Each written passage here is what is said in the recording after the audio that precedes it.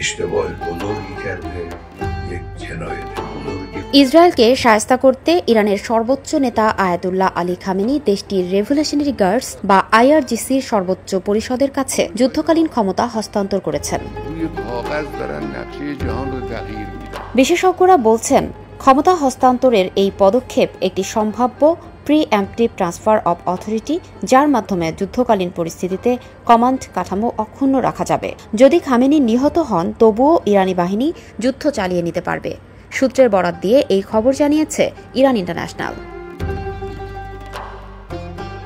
এদিকে হামলা পাল্টা হামলার মাঝেই আবারও ইসরায়েল জুড়ে একযোগে অন্তত 25টি ব্যালিস্টিক ক্ষেপণাস্ত্র ছেড়েছে ইরান। শুক্রবার ইরানের সামরিক বাহিনীর এই হামলায় তেল আবিব, জেরুজালেম এবং হাইফা সহ বিভিন্ন প্রান্তে লোকজন আহত হয়েছেন বলে জানিয়েছে ইসরায়েলি গণমাধ্যম।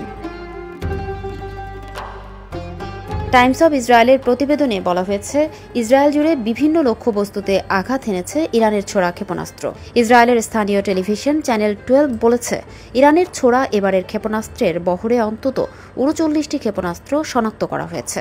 যদিও ইসরায়েলের প্রতিরক্ষা বাহিনী বলেছে, নতুন দফার হামলায় ইরান 25টির মতো ব্যালিস্টিক ক্ষেপণাস্ত্র ছুড়েছে। এতে ইসরায়েলের দক্ষিণ ও মধ্যাঞ্চলে বেশ কিছু ভবনের ক্ষয়ক্ষতি ও লোকজন আহত হয়েছেন।